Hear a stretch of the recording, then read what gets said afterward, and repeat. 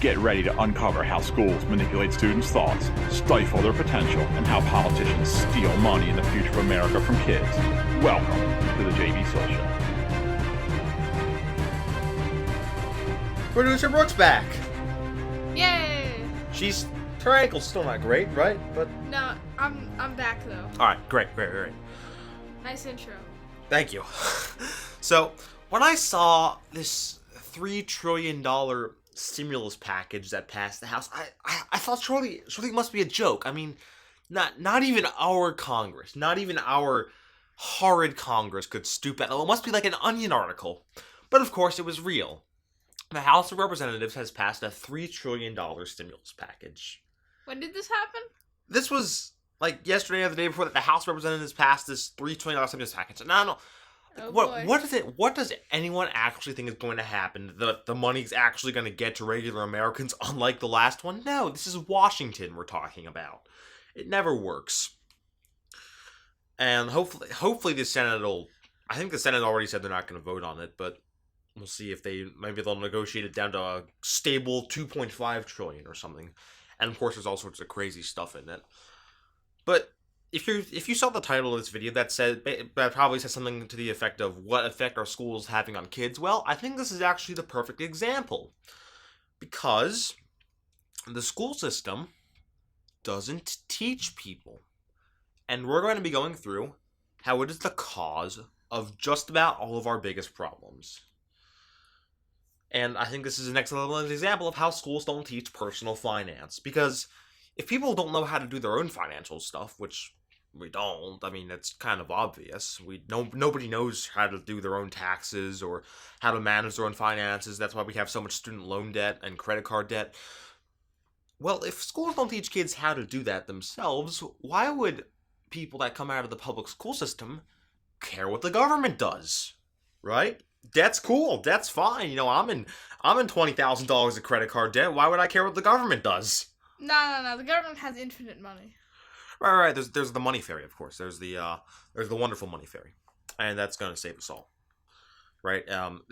We have modern monetary theory, which says that we can just print money, just print it all, print. It'll be all wonderful. Yeah, inflation doesn't exist. No. It totally hasn't destroyed like half the countries in the world at some point. Anyway, we got a lot of stuff to get to here. I thought that was just a really good example because, well, we're kind of in the middle of this whole stimulus thing. So, schools are the cause of all our major problems. That is today's thesis, I guess. Let's go through some of the other ones that aren't being talked about very much right now for kind of obvious reasons. The single parenthood epidemic. Guess how many millions of kids live with usually single mother, but single mother or father? It's not a million, not 10 million, 18 million. 18 million kids live with just one father or one mother. Isn't that just great? And like, what are you supposed to? In that situation, it's a self-renewing cycle. What the school system does, because in that situation, you can't homeschool your kids, right? Your kids go out and is concentrated in the cities where the public schools are even worse than most places. So the kids just go off to public school, and public school, I'm telling you, public school gets you in the mode to rely on the government to be part of this welfare state, where the government becomes your spouse instead of a husband or a wife. And the government is going to be the father or mother of your child. And the government is going to educate your kid. It gets you in the mode. It gets you in the mode of dependence. The whole idea of school is dependence, of course. There's very, very little independence in schools. So it gets you in the mode. It truly does. And this is a self-renewing cycle. And of course, this is obvious. Where the public schools are worst, I mean, they're all bad, but where the public schools are worst, there's the highest single parenthood rates. I mean, cut little common sense here, please. A little bit of common sense. Moving on, the obesity epidemic. You know, I've heard upwards of 40% of American adults are obese. Well, we did an episode on school lunches a while ago. We're going to have to do one again soon. Because school lunches are absolutely awful in America. They are just the worst things you could imagine. Not only do they promote this pyramid scheme called the food pyramid, but the food, the healthy food, the carrots, the oranges, whatever, the fruits and vegetables are awful. Oh my gosh. Producer Brooke, please help me out. Like, they are, aren't they? I have never seen a fruit. I mean, I don't have school lunches anymore because they're awful, but I've never seen a fruit that's ripe. Vegetables that aren't, like, really, really bitter for some reason. Yeah, right. No, it's atrocious. And we go to a good school, quote unquote. We go to a good public school, which is, of course, they're all hellholes, but, pardon my language. But, yeah, we go to a good one, which is, of course, not, they're all bad, but whatever. So I can only imagine how bad it is in the schools in, like, the inner cities, jeez. So that's leading, and of course the food pyramid is just, we're gonna probably at some point do a thing on the food pyramid. It's another government scheme, and all of these big companies have monopolies on school lunches, which is just, I mean, how could that possibly be a recipe for success? If, like, there's like 3 companies that have a monopoly on school lunches, that's not gonna work. That's not how any of this works. And we already kind of talked about the welfare state. And all these freeloaders who barely work, if at all. I mean, you can basically live off the government today. No, that's not the purpose of government welfare. Government welfare should be a way to get you back to work, not a substitute for working. But that's what it has become. And again, school gets you in the mode. It really does. It's all about dependence. It's all about intellectual dependency, emotional dependency, right? You're always being watched. Why do you think so many people don't really care about this surveillance state we have? They've been surveilled for their whole life, starting in the school system. We've all been surveilled for our whole life, starting in the school system. Even before there were video cameras, teachers were always, you had to report everything. If there were a couple kids that weren't in class, that were in the bathroom for a couple minutes longer than they should be, they're getting detention, of course. You can't be doing that. You have to be in class all day, right? It gets you in the mode, the surveillance. It gets you in the mode for surveillance. It gets you in the mode to have government as your spouse instead of a husband or a wife. That's how government schools work. They're built for this. And we just kind of, I don't know if we finished it. We still have some more stuff to get to, but we've just done a whole series on the history of our government schools. And that was the purpose, is to get an all-powerful government and to get people that are all relying on the governments to destroy independence.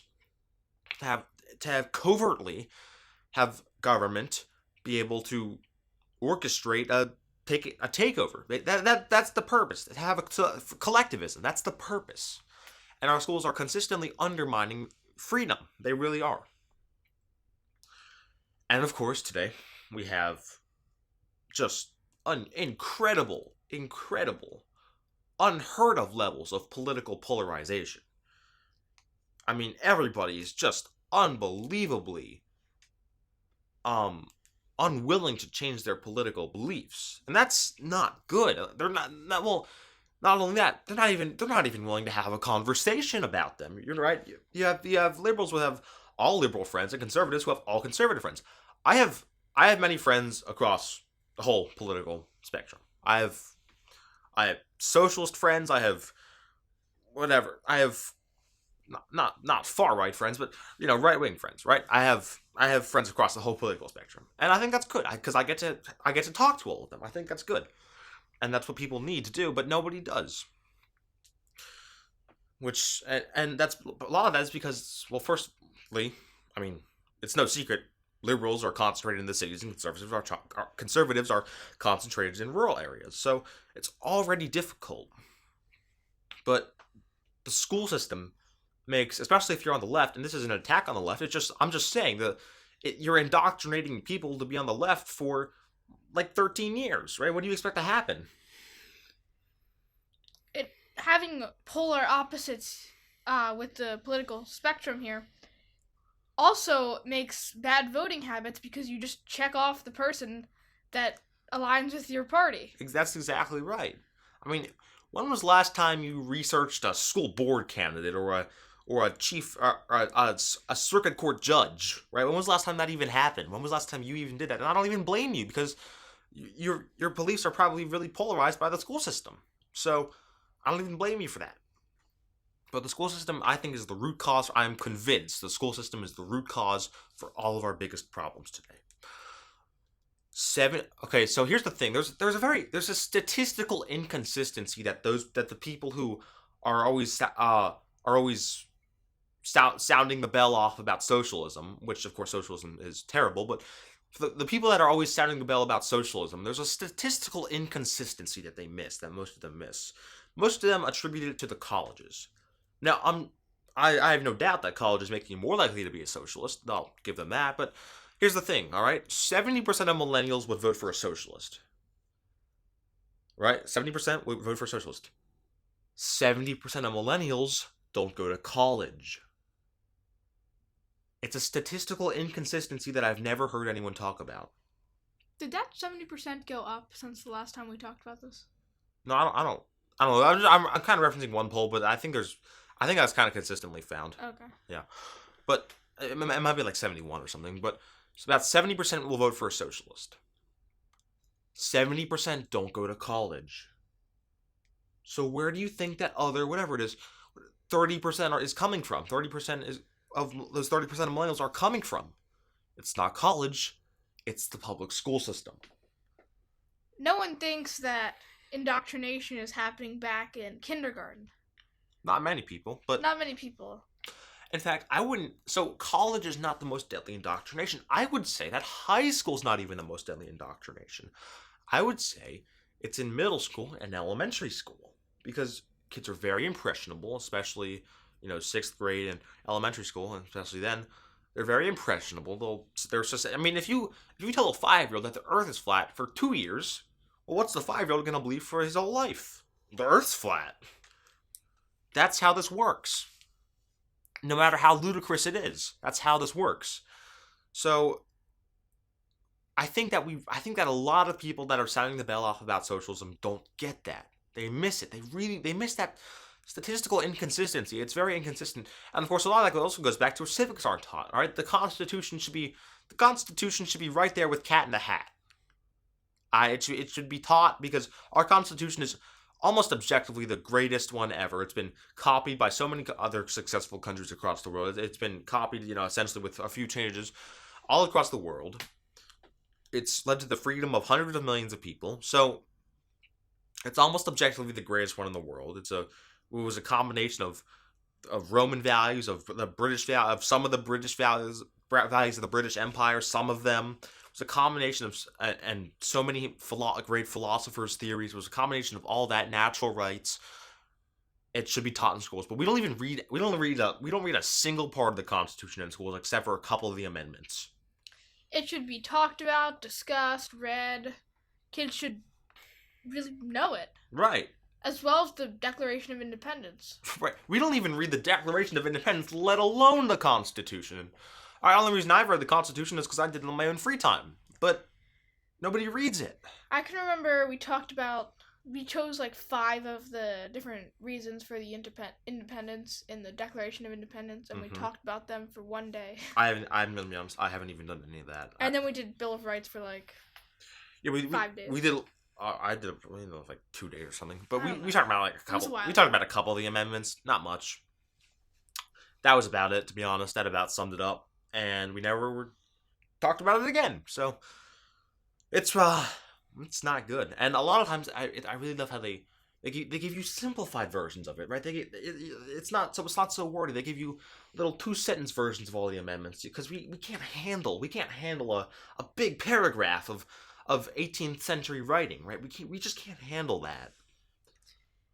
Now that I think about it, we did a 1-day project on the First Amendment. Yeah, again, that's it. I haven't even done any of that. I've not done any of that. None of it. Since it was boring, no one cared and no one remembered it. All right, we should be learning the Declaration of Independence, the Constitution, and the Federalist Papers. I haven't even read the Federalist Papers. I'll be honest. I have not read the Federalist Papers. I should. I really should. I need to, but I have not. We should be learning all that in school instead of all this ludicrous stuff that's forced down our throats, right? That should be a part of being literate in America. You should, to be literate in America, you should have to know at least the Declaration of Independence and the Constitution, at least, in my opinion. All right, I think that about wraps it up today. But again, schools are the cause of all the major problems in America: the debt, single parenthood, the government welfare state, the polarization, the socialism, the obesity epidemic. All of these problems, these massive problems we face today, are the cause of the schools. And I think that about wraps it up. So, if you have any questions, you can email me, jbsillshow@gmail.com, or leave a comment below. Please do like, subscribe, and share. That'd be super, super nice. And if you do subscribe, press the bell. Twitter is in the description. Then leave any feedback in the comments as well. Right. I would always like to hear from anyone listening to this. So, until next time.